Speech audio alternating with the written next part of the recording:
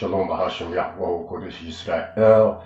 This is the Tribal Minister Nasik Shalom Dean Ben Ami Maltazayam Ben Yasha Allah Senior, the mighty Hebrew. What's up? I give all praise and honor to Yahweh, the supreme, intelligent, powerful one of our forefathers, Abraham, Yitzchak, and Yaakov, those striving for righteousness' sake all over the four corners of the earth.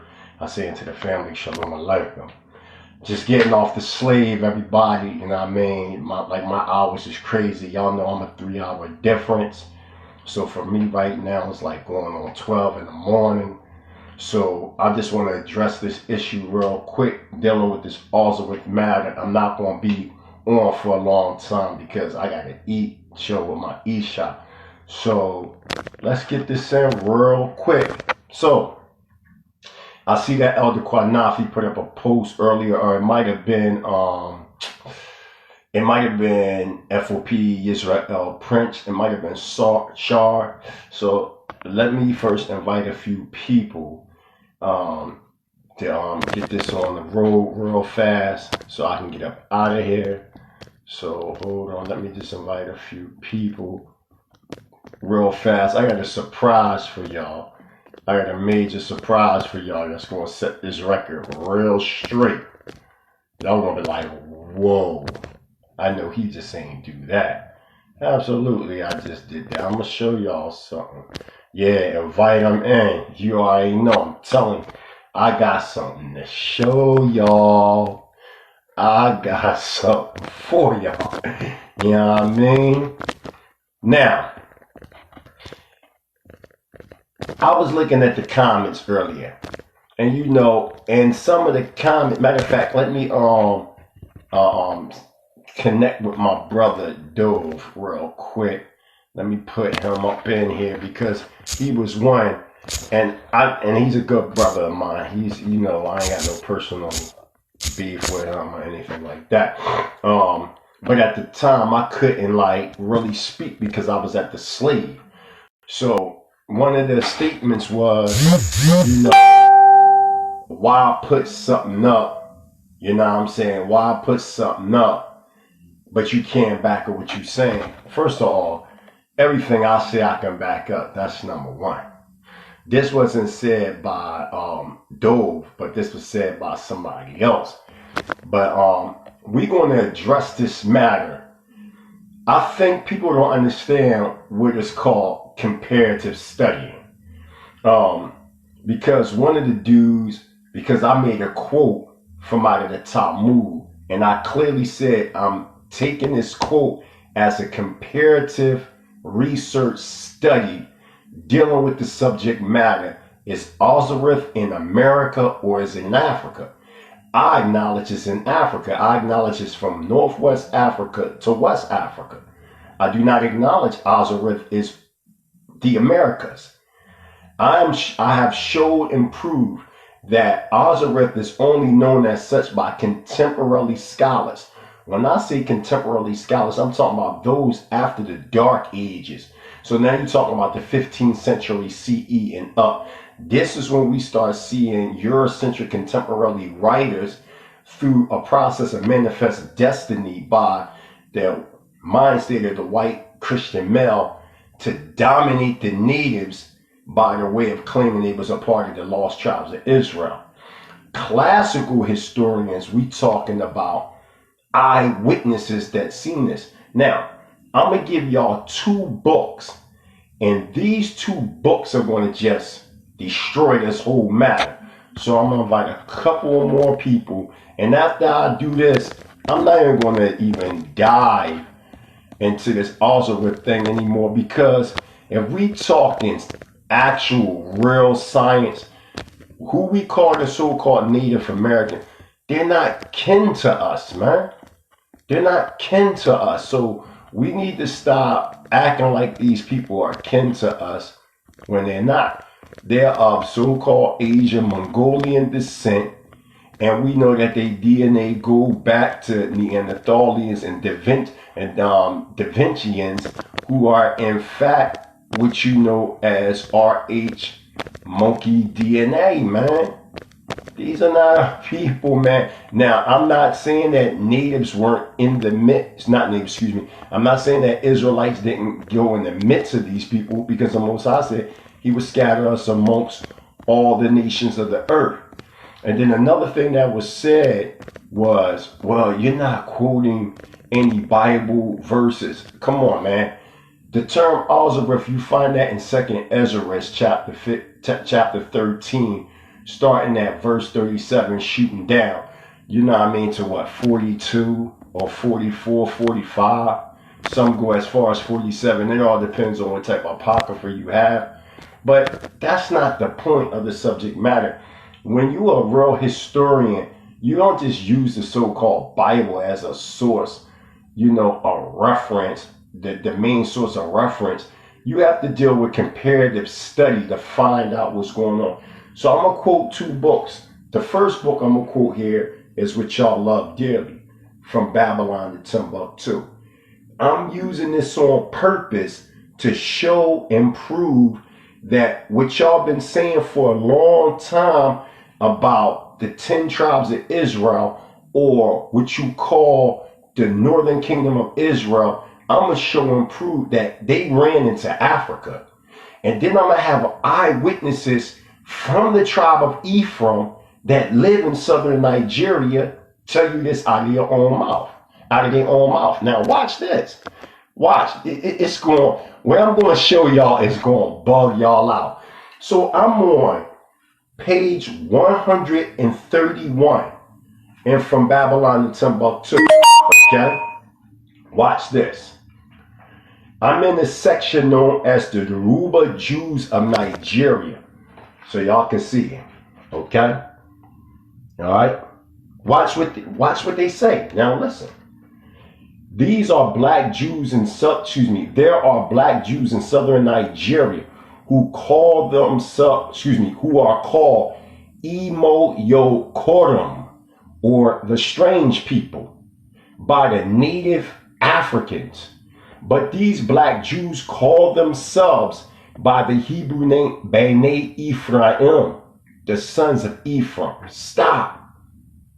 Now, y'all want us to believe that the whole tribe of Ephraim came on boats to the Americas, but you had, now remember, Babylon to Timbuktu was originally written in, hold on, so everybody can see, what, 1967 or 69? Yup, 1969 was the first time this was published. Okay, because this has been, published many times. But the first one was published in 1969. Okay? All right. Listen again. There are black Jews in southern Nigeria who are called the Imo Yokorum, or the strange people, by the native Africans. But these black Jews call themselves by the Hebrew name Bnei Ephraim, or the sons of Ephraim. These Jews or Israelites claim that their ancestors immigrated from Morocco, a fact which God Bay. Now, when Professor Rudolph R. Windsor talks about God Bay, he's talking about Professor Alan Godbey. Professor Alan Godbey wrote a book called Lost Tribes of Myth, and in that book, it was written in 1930. He was a professor in Duke University, and he wrote about Bnei Ephraim, or the tribe of Ephraim, or remnants of the tribe of Ephraim being in southern Nigeria. Now watch this. Let's keep going, because the next book I'm going to show you, that's what's going to crack this whole subject matter out the frame. Again, forgive me, I'm on this late because I'm just getting off of work. I work swing shift, so this is why I'm up this late. So watch this, y'all. Peep the twist.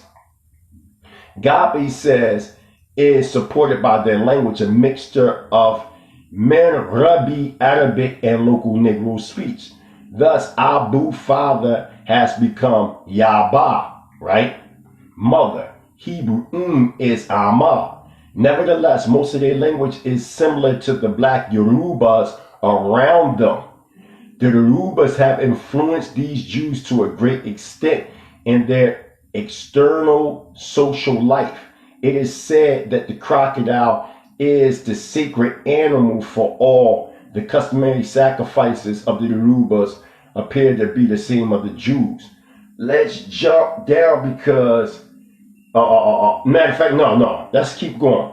The assertion of these Yoruba Jews, okay, or these Israelites from the tribe of Ephraim, is that their ancestors were driven from from location to location by Muslim persecution. They did not find rest even when they arrived at Timbuktu. Surely the prophecy has been fulfilled, and among these nations shall thou find no ease, neither shall the sole of thy feet have rest, but Yahweh shall give thee there a trembling of heart and failing of eyes and sorrow of mind. These Yoruba Jews lived in the Ondo district when Godbe wrote. Here we go, y'all. Watch this. Godbe wrote in 1930. Stop. So as y'all can see, in 1930, y'all see it right there where my finger at, right? Okay. So it's clear that people knew about the tribe of Ephraim being in southern Nigeria, even in 1930. Let's continue on because it's about to get very interesting, because this is the book that's going to let's continue on. Okay. The district is 900 miles southeast of Timbuktu. When Godbe wrote, they numbered about 2,000 people in 20 small hamlets. Pertaining to their Hebrew political structure and culture, they had 7 hereditary heads of the community, right? Their leadership is that of a priesthood. They are known to have copies of portions of the Torah, Old Testament, preserved in a most holy place. However, their social life is not Torah controlled like many of the Hebrew cultural traits found among the Ashanti Jews or Israelites in Ghana amongst the Ashanti. All right. These black Jews observe certain Hebrew customs, among which are the great holy days, in almost every way. Now, this is the twist. In almost every way, these black Jews are like the Yorubas and are hardly distinguishable from them except for some outstanding Hebrew observances. Now watch this. One of the most notable among these black Jews was a young man named Bata Kindi Ngoza Ibn Lambogola, who was taken from Wada, the homie, to Scotland. After he had received 4 years of the white man's education, he returned to his home in Africa. Stop right there. So, who is this Bata Kendi Ngoza Ibn Lambogola? Let's find out. I got his book. I got his book, man. Now, Lambogola, an African savage's own story. Yeah, we're going to get it, okay? We're going to get it, right? This is the autobiography of Beta Kendon Ngoza Ibn Lambogola, a black Jew descended from the lost tribes of Israel.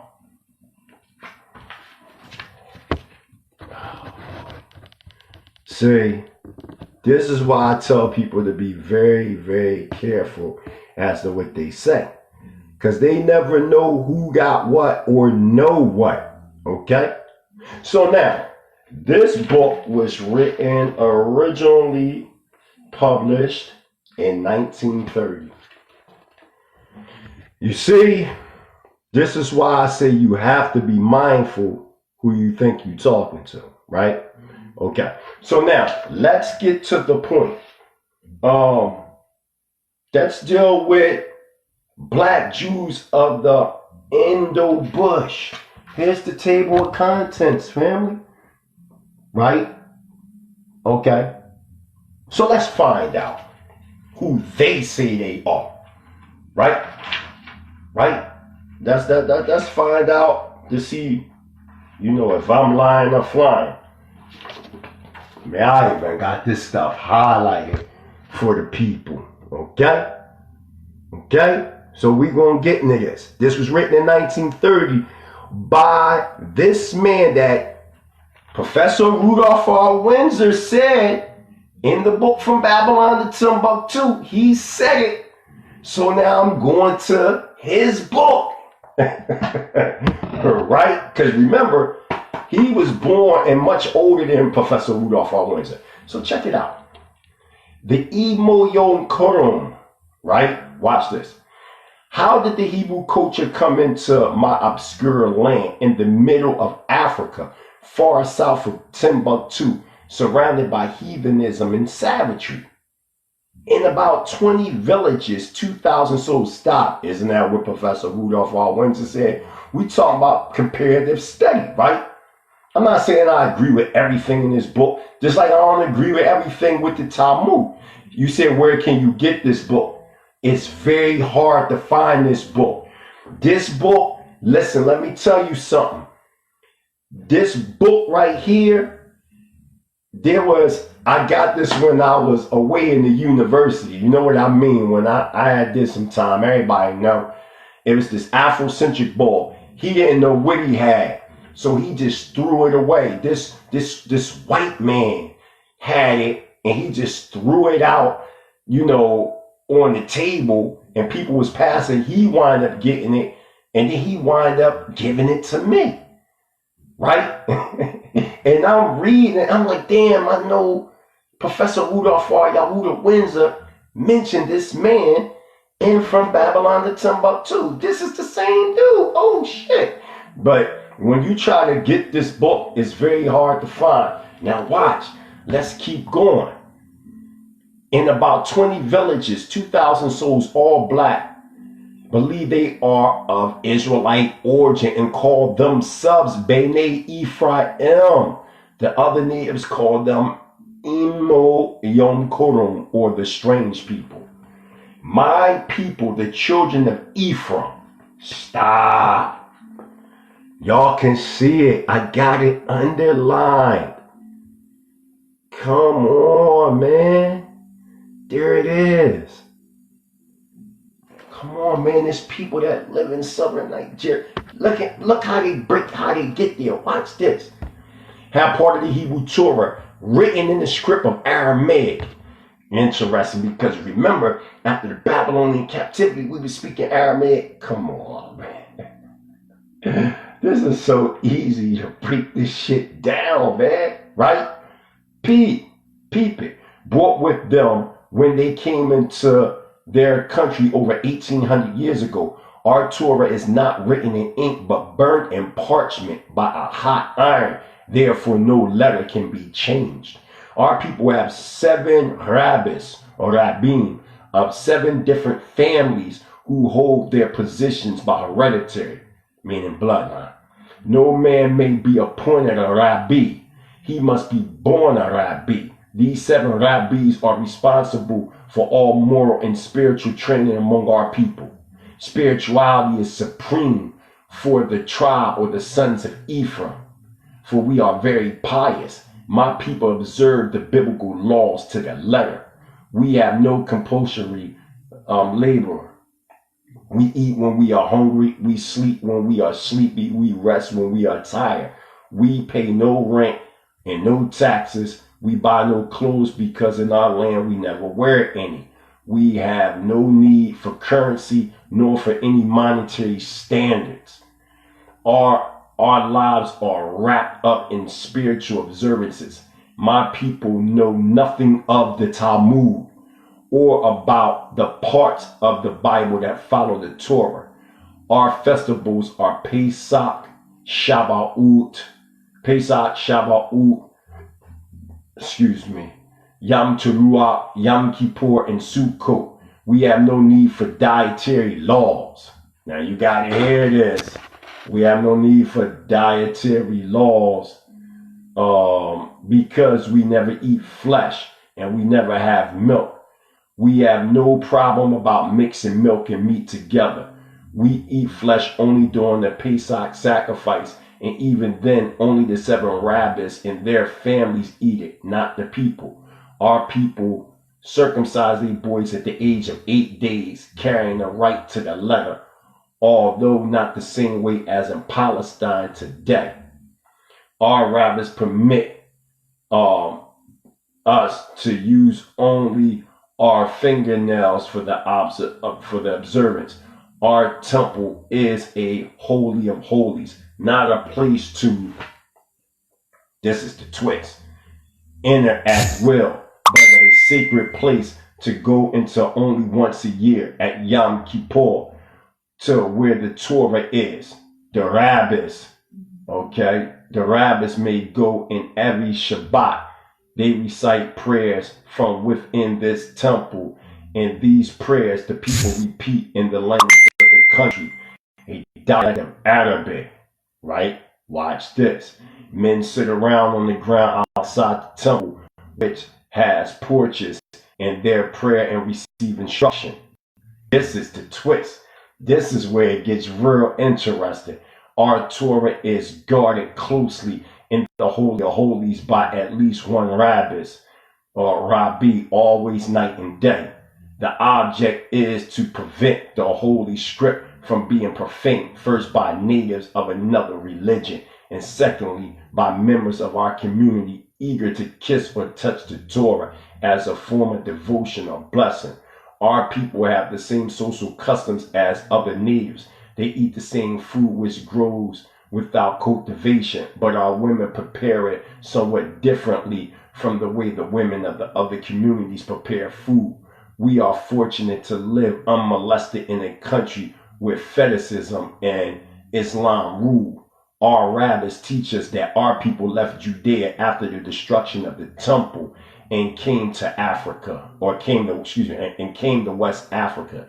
It is easy to say came to West Africa, but consider the difficulties of traveling in those ancient days across water and desert. Stop. Without good means of transportation, we traveled to Morocco and lived there many generations. Then, because of persecutions, we had to leave instantly without warning, and we lost all that we had acquired during those years: wealth, property, and stock. We crossed from Morocco directly south over the Sahara Desert, another stupendous undertaking. The story goes that children were born and grew to be men and women and died, and that their children grew up and had children before we finished that great journey across the Sahara, south of Morocco. Finally, we reached the famous towns of Timbuktu, the oldest cities in Africa.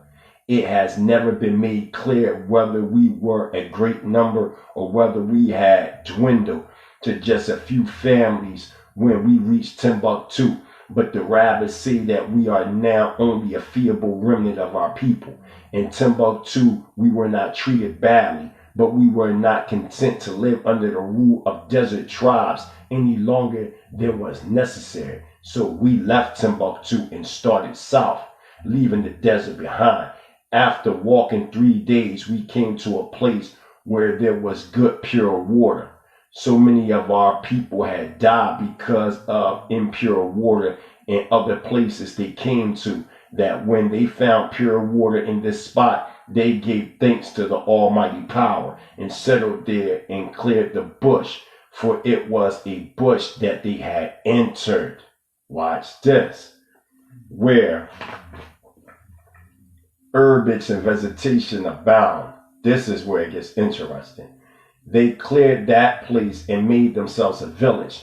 They were surrounded at that time by the bush and its wild beasts, elephants, leopards, lions, monkeys, and reptiles, the horned vapor and the boa constrictor, and thousands upon thousands of hooked lizards. This was the place we decided to make our home because we were free when we came upon it. The rabbis say that while they were in the desert, large groups of the people who had acted as advanced guards were swallowed up by the sand and disappeared, never to be seen again. There were no trade routes on the desert in those days. Those who had to travel had to find their way as best they could. The rabbis say that our people first gave the name to the country where we now live, for at that time there were no inhabitants there. Now, that's reflect back to 2nd Azareth chapter 13. They were saying where no man dwelt, right? Y'all see it? Right there. Right? So y'all know I ain't lying, right? Right? They saying that they were the first ones there, that there were no man dwelt there. Right? It's interesting, right?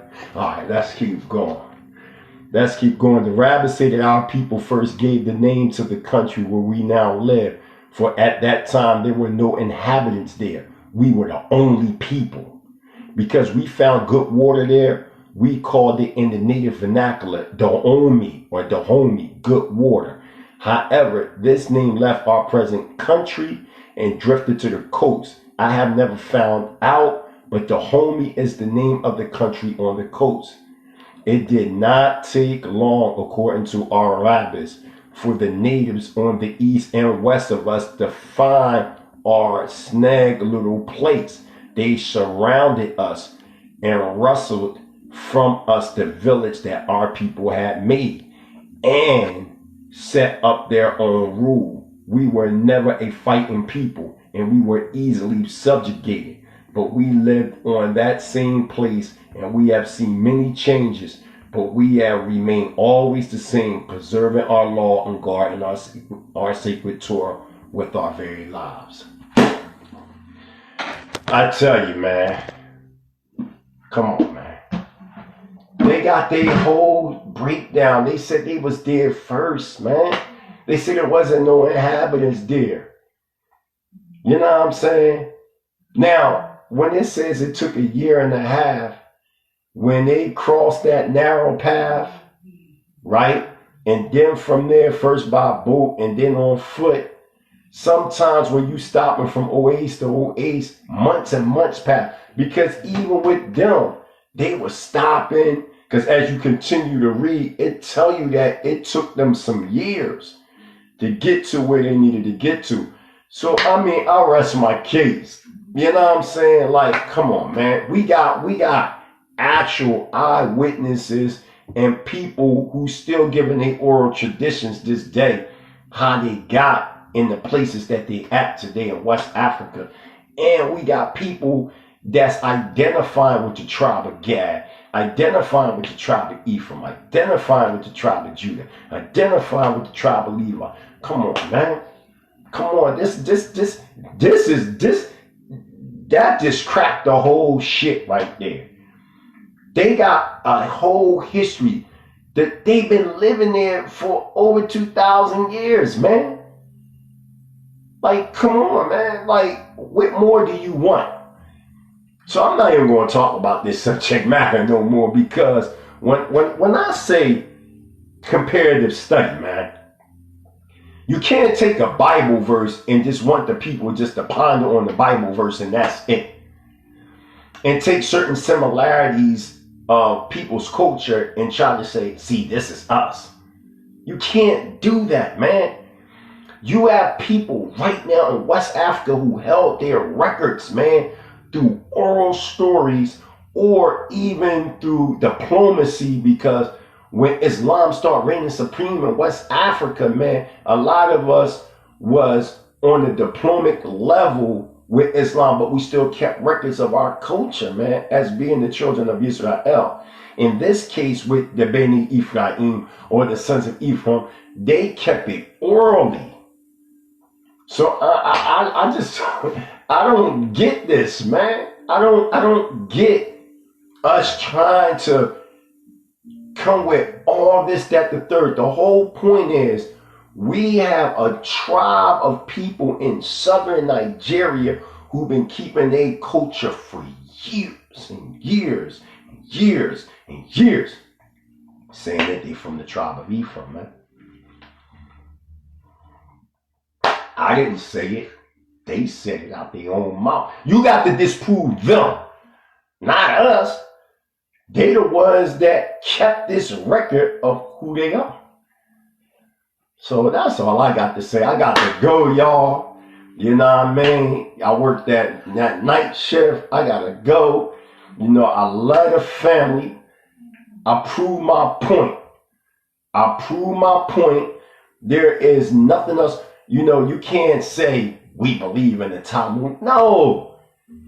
We only use that the 200 AD statement that the Talmudists was saying Azareth was in Africa. That was 200 ACE.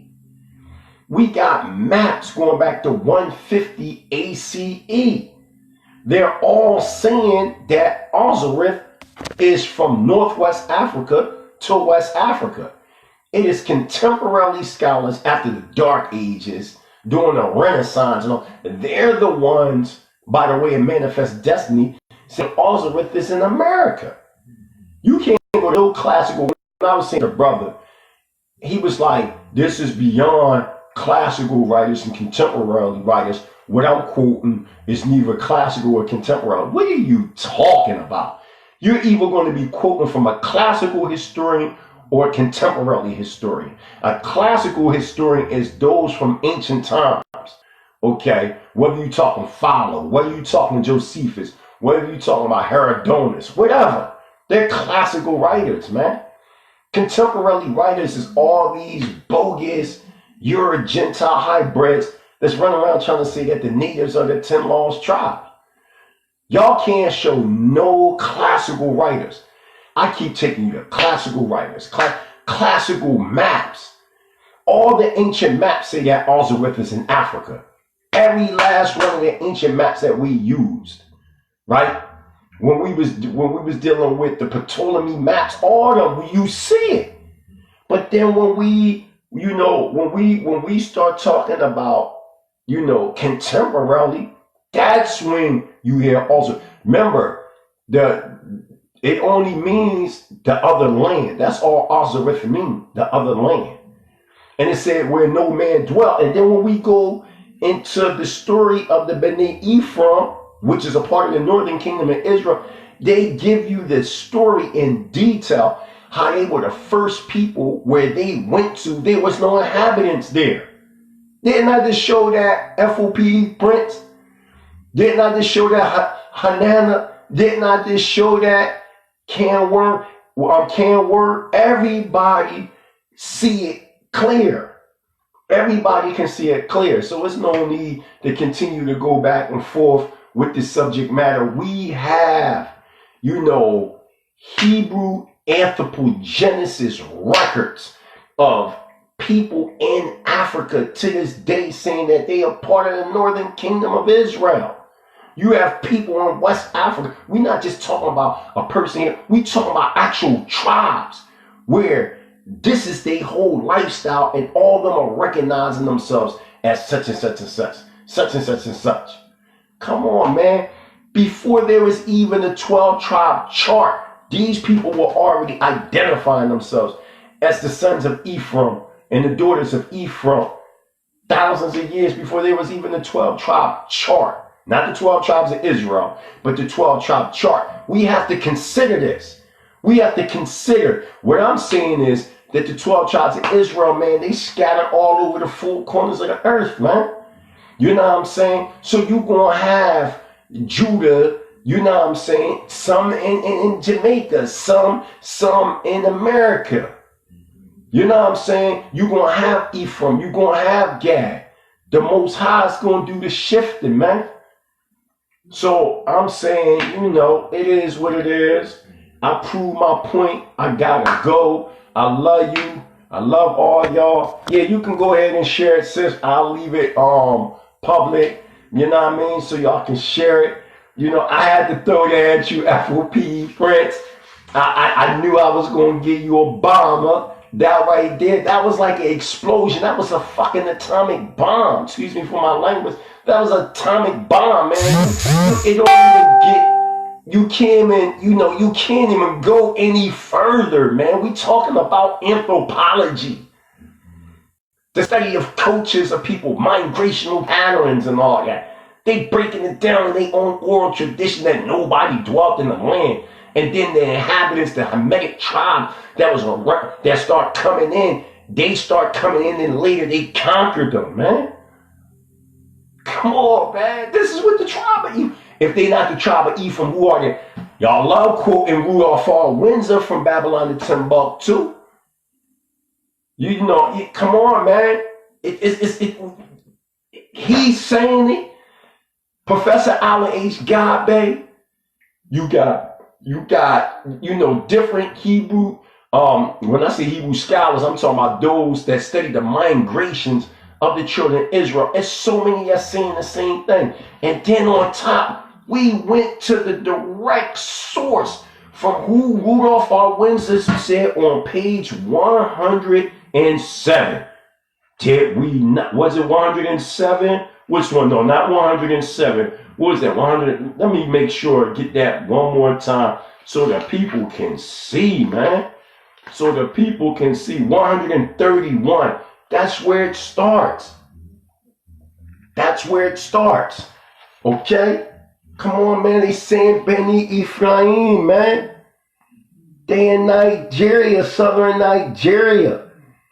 And most of the Boca, 78% of African Americans go back to Nigeria and Ghana and all that. Come on, man. There go the man name. There go the man name right there on my fingertip, man. There you go, right there. And then I turned around and went to the man's book, that Professor Rudolph R. Windsor. He's talking about this man. And then I turn around and go to his book. Come on, man. Then he breaking down a whole migrational pattern, how his people, he not just from another country like in America talking about it. He's from that Pacific tribe.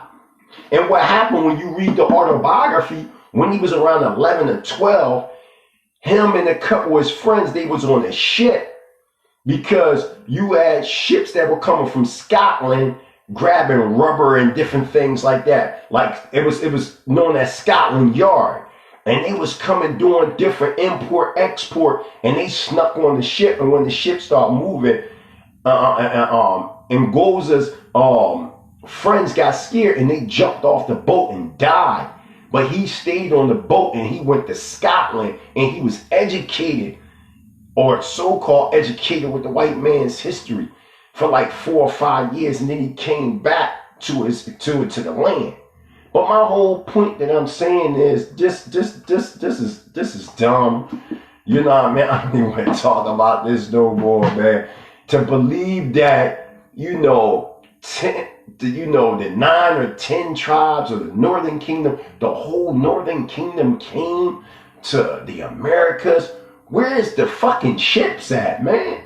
Where's the paleontology behind it? Where's the archaeology? Where's the anthropology? Where's the research that we can prove this to be? No more similarities and, cultural similar expression. No. We want detail. We in the information age, man. And when we look at the Native Americans, when you start talking about the North American Indians, we know they are Mongolian descent, man. We know this. When you start talking about the Pacific Islanders, they Australoid descent. We're not the same people, man. But Israel is in the midst of that, man. Israel is in the midst of that. I'm not saying every native tribe over here is in Israel, because you got certain tribes that are. But the bulk of them, they're not, man. They don't identify with us, period, man. We got to stop this. Here it is. We got our brothers and sisters that have been living in the desert and oasis going across oases and living in the bush and all that for thousands of years, still upholding to the best of their ability the Hebrew culture and saying they are part of the northern kingdom, and you going to deny them? We done with this, man. We done. Yo, F.O.P.E. Prince, give me a thumbs up if I prove my point. You know what I mean? It is what it is, man. I don't have to keep going with this. We have the anthropology. We have the migrational routes. We know what happened to our people. Israel is on the rise by the way Hebrew Israelite sovereign nationalism worldwide. I ain't got nothing more to say about this subject matter. I'm not going to address it no more. If y'all want to believe, if someone want to believe that Azareth is America, go ahead. Go ahead. I'm saying that Azareth is from Northwest Africa to West Africa. That's that Hebrew Israelite sovereign nationalism rising worldwide.